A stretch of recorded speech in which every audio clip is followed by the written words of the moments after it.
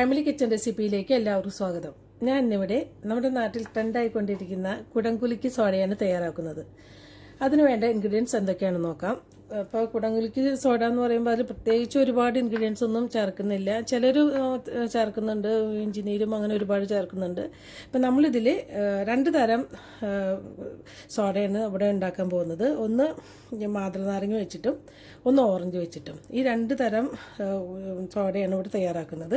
അതിന് നമുക്ക് വേണ്ടത് ഐസ് ക്യൂബ് വേണം. പിന്നെ പ്രധാനമായിട്ട് നമുക്ക് വേണ്ടത് സോഡ തന്നെയാണ്, ഷുഗർ, ലെമൺ ജ്യൂസ്, സോൾട്ട്. ഇത്രയും കാര്യങ്ങളാണ് നമുക്ക് വേണ്ടത്. അപ്പോൾ ഇതിൻ്റെയൊക്കെ ജ്യൂസ് നമുക്ക് എടുക്കേണ്ടതുണ്ട്. അപ്പോൾ ജ്യൂസ് ഞാനിവിടെ മാറ്റി വെച്ചിട്ടുണ്ട്, അത് ഞാൻ നിങ്ങൾക്ക് കാണിച്ചു തരാം. അപ്പോൾ നമുക്ക് എങ്ങനെയാണ് ഇത് തയ്യാറാക്കുന്നത് നോക്കാം. ഓറഞ്ച് ജ്യൂസും പിന്നെ ഈ മാതളനാരങ്ങയുടെ ജ്യൂസും ഞാനിവിടെ എടുത്ത് വെച്ചിട്ടുണ്ട്.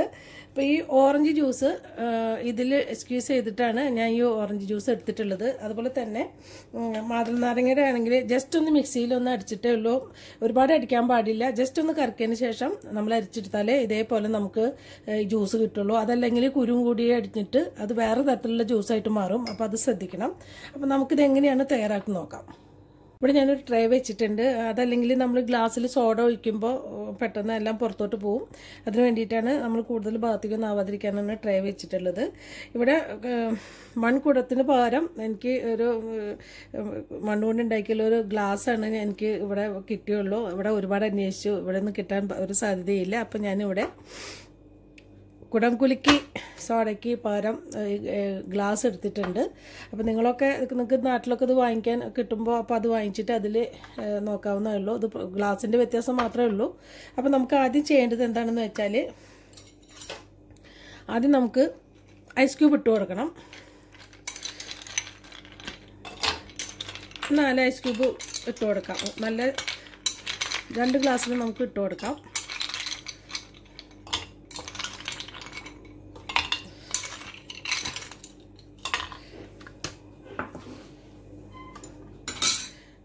ഇത് ഒരു ലെമണിൻ്റെ ജ്യൂസാണ് ഞാനിവിടെ എടുത്തിട്ടുള്ളത്. അത് 2 ഗ്ലാസ്സിൽ ഇത് ഒരു ലെമണിൻ്റെ ജ്യൂസാണ് ഞാൻ ഇതിൽ ഒഴിച്ചു കൊടുക്കുന്നത്. അതേപോലെ ഒരു ലെമണിൻ്റെ ജ്യൂസ് ഇതിൽ ഒഴിച്ചു കൊടുക്കുന്നുണ്ട്. ഇനി നമുക്ക് ആവശ്യത്തിനുള്ള ഷുഗർ ഇട്ട് കൊടുക്കണം. നമ്മുടെ മധുരത്തിനനുസരിച്ച് ഇട്ട് കൊടുക്കാം. ഞാനിവിടെ 2 ടേബിൾ സ്പൂൺ ഇട്ട് കൊടുക്കുന്നുണ്ട്.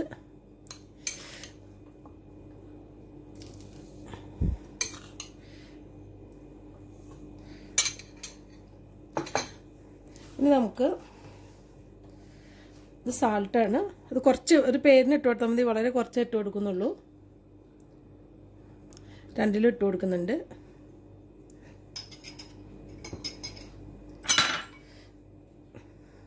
ഇനി നമുക്കിതിലോട്ട് ഒരു മാതളനാരങ്ങയുടെ ജ്യൂസാണിത്, നമുക്കിതിലോട്ട് ഒഴിച്ചു കൊടുക്കാം.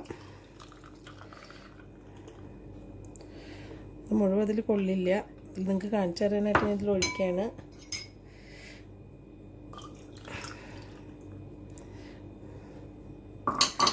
ഇത് 2 ഒഴിച്ചപ്പോൾ തന്നെ എൻ്റെ ഗ്ലാസ് നിറഞ്ഞിട്ടുണ്ട്. അപ്പോൾ ഇതിന് പകരം ഞാൻ വേറൊരു ഗ്ലാസ് എടുത്തിട്ട് ഇതിൽ കാണിച്ചു തരാവുന്നതാണ്. ഇതിൽ നിങ്ങൾക്ക് കാണിച്ചു തരാനാണ് ഞാൻ ഈ ഗ്ലാസ്സിൽ ഒഴിച്ച് കാണിച്ചു തന്നത്. നമുക്കിതിൽ സോഡ ഒഴിക്കാനുള്ള സ്പേസ് ഇല്ലാത്തതുകൊണ്ട് ഇത് ഞാൻ ഈ ചില്ല് ഗ്ലാസ്സിലോട്ട് ഒഴിച്ചു കൊടുക്കുന്നുണ്ട്.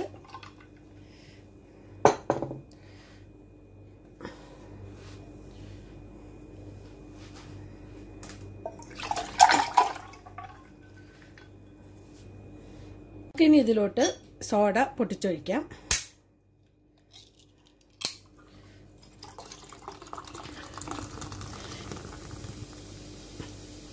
ഇതാണ് ഇതിൻ്റെ കുലുക്കി സോഡ എന്ന് പറയുന്നതിൻ്റെ കാര്യം. നമ്മൾ ഒഴിക്കുമ്പോൾ ഈ സോഡ ഒഴിക്കുമ്പോൾ